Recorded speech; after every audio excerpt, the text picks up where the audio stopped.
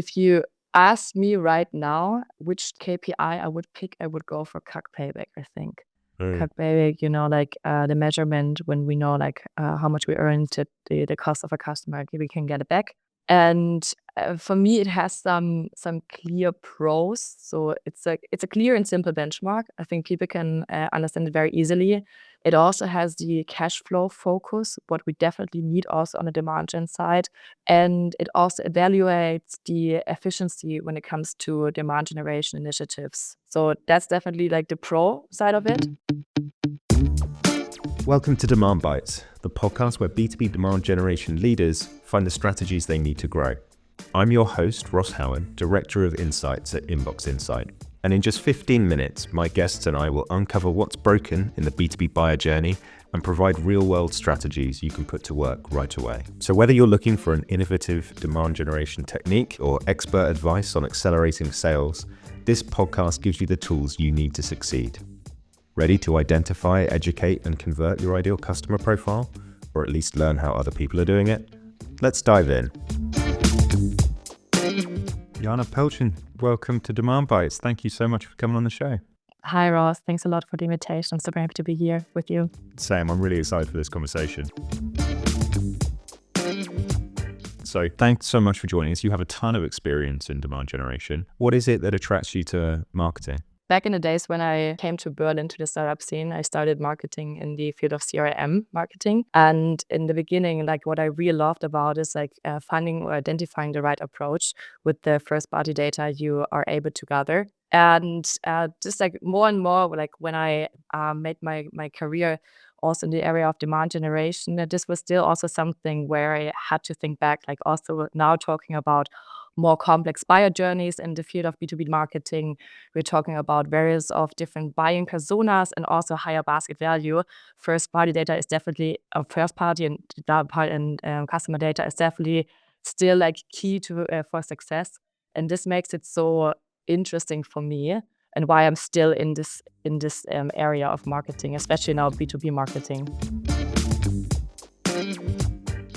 In terms of one of the topic areas that's been something our customers and the audience have been talking to us about, working with a client who's maybe facing economic hard times or facing a downturn, what are some common mistakes for growth that companies make in a tough macro? It's interesting. I mean, right now we are in this kind of downturn. We're talking about financial economics at the moment. So we can see that on the early stage time, for younger companies, but also for more mature companies. So one mistake definitely is get into panic mode. Yes, okay, indeed. So right now we have to be cost conscious when it comes to marketing initiatives. All companies need to reduce their costs. But I always saw, not always, but I often see for companies that they forgot about their fundamentals. The marketing, they're losing the marketing brain, let's say, and they do these kind of ad hoc things which doesn't make any sense and which does not fit or match the overall strategy. There was one example of a company I supported. Their target audience were wealthy private people, and the entrance price for their product was 100,000 euros. So we're talking about quite monthly. And then because of the crisis at the moment, the first time they were forced to become proactive in their growth strategy. That means right now they were okay, pipeline is empty. We need to generate pipeline. How can we do that? And then they were looking into native ads. And they were super positively surprised because with native ads, they were able to generate very, very much leads for very little price. Why I'm telling you this right now, this is definitely one example of panic mode. Cheap is not always good. The leads were cheap, but the pipeline in the end was not working out because the leads did not convert more than to the deal stage. I think that's a brilliant point. I think you can see people trying to chase cheaper lead acquisition to the point where it decays either the engagement of that lead or the targeting. The quality can either be how warm are they and how interested are they, or what fit are they for your company, how much do they match your ideal customer profile. And if you degrade either one of those in your efforts for cost saving, it just hurts you in the end, but you don't find out for 6 months. And so that test and learn process so that you don't panic is so important. It's great advice. Another one I would say is also with don't panic is often companies, they stick to this old measurements. because like post-crisis is always work that we generate pipeline with this measurement XYZ. But of course, not only us as the company, but also our customers, they are in this kind of crisis or in this kind of circumstances. So there's like also one common mistake I saw, that companies stick to the evergreen. But now, especially in times of crisis, is definitely one advice that I think about, like, okay, what could be like the change in terms of needs for the customers? Do we have to work on a new messaging? Do we have to define new value proposition in order to show the customers that we also as a company understand their change in needs? Because I once read a sentence is that in crisis, companies either buy the cheapest product or the product they have the most trust in it. And I think like when companies can prove that they understand like also the changing needs of customers, I think they're doing very well in like working on this kind of trust. That's really cool. Can you share any actionable tips on how a business can recession-proof their marketing planning? Yeah, of course. So there are some advices I can give companies in this time like this. So first of all is cost efficiency. Know your analytics, especially in times like that. It's crucial to understand like what are your analytics. That means like ensure tracking, monetization, and then if you have the analytics, and optimize everything towards sustainability. And I'm talking about now KPIs, which are like cost per lead, customer acquisition cost, return on investment, super important at the moment. So all companies, they're asking us marketers about, okay, what's the ROI for campaign XYZ? And then also something when you're, for example, in the SaaS industry subscription model, then CAC payback. So how long does it take in months, weeks, quarters, etc., until you earn the money that you spend for the customer? That's great. Then this was like one advice. That the other one is, of course, I mean, it's a no-brainer, leveraging everything towards organic and low-cost channels. Talking about right now about SEO and content. Content definitely leveraged by AI. So that's super easy. And then we also discussed that it's about thought leadership and organic social. I think at the moment we can see a lot. And also just, especially in the B2B journey, the buyer and seller relationship now with the AI, it changed drastically. So the buyer is more informed than ever. And that means like for us, the sellers, we have to do a lot in terms of thought leadership, that we are still perceived as an expert. So this is definitely something companies should invest in. That's so true. We recently ran a tech buyer research study, and within there, 46% of the target audience said that they would trust ChatGPT or an LLM during their research cycle on a complex IT purchase, which was way higher than I thought for that audience. It was all manager plus IT decision makers or finance decision makers specific to that, more complex sales cycle. So you would expect them to be digging into the details, but actually in the initial phase of research, 50% going straight into ChatGPT looking for the background. And that's going to, it's going to erode informational search. It's going to erode trust or access for brands to control how their brand is presented.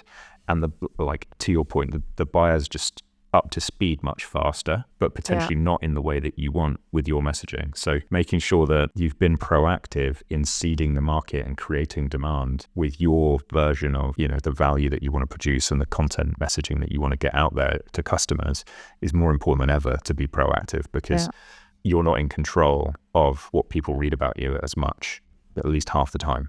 In terms of the sales and marketing relationship, what are some tips that you've got in terms of how to get sales and marketing to work together seamlessly? This is definitely one of my favorite topics, because also my experience has proven me that marketing and sales, they are talking different kind of languages. It's also, they are also differently incentivized. I think this is definitely also one crucial aspect why they don't align. And advice I can give is in 5 pillars, let's say. So first of all, on the strategic component, which is like trying to sharpen this overall alignment when it comes to revenue targets. What's the go-to-market strategy? We talk about ICP. Do we have this common understanding of ICP? And then also to align the campaigns and initiatives that's currently active and running. Then on the second component definitely is the processes or process component, which is like that to align the funnels. That means on the one hand side, the lead funnel when we talk about new customer acquisition, but also then the opportunity funnel when we talk about retention business,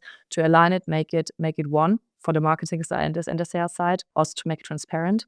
Then define clear responsibilities and roles, especially when you have the lead routing and lead handing over from marketing to sales. This is like where the most mistake or the most risk could happen. So like with a clear understanding and someone who's also really taking care about this bridge, this is definitely crucial also for the success. Then as the third component, of course, KPI and data. Not only there is a misalignment in terms of ICP, I also had the experience that some teams, they have a like the other definition about KPI. So what is an SQL and when is a sales accepted lead? So also bring everyone on the table and make clear that what's the definition behind every KPI. And then also look on common reporting dashboards. So there's also increase the transparency and make the funnel transparent, that the marketing people know what's going on in the sales like on the lower funnel and vice versa. The fourth component would be then the tech stack in terms of alignment. I think this is crucial. This is the heart where everything comes together. That means all the processes have to lie in a CRM. The CRM setup has to be perfect, based on the needs of the team, and also the adoption should be on a level that everybody is able to use this kind of the CRM and also to see the data in it. And then as a last component, and then a close monologue is about the management. We are not only communicating via the CRM, it's also this is like something what I saw is very crucial. If you can set up a weekly or bi-weekly operational demand gen sales meeting, or like something on an operational level that people say, okay, which campaigns are at the moment running? Gives the sales team, gives the marketing team feedback about the lead quality, about some interviews they had with the customers, something like that the marketing team is then able to also adapt to campaigns and everything. And then on a monthly level, there should be a strategic meeting after the entire monthly data is being gathered about the marketing and sales team, where they discuss about the strategy, the overall strategy. Fantastic. There you go. 5 steps to perfect demand gen. I love it. You mentioned KPIs there, and we've spoken about it a lot. What are some examples of the best metrics that you think a B2B marketer should prioritize? So first of all, what I think definitely B2B marketers should be responsible is also revenue. I think this is at the moment like one of the discussion topics when we're talking demand generation, revenue marketing, that also marketing should become responsible when it comes to revenue, especially also now. And I 100% agree with that. So marketers should not be incentivized for MQLs. They should also incentivize down the funnel. And if you ask me right now which KPI I would pick, I would go for CAC payback, I think. CAC payback, like the measurement when we know like how much we earned to the cost of a customer, we can get it back.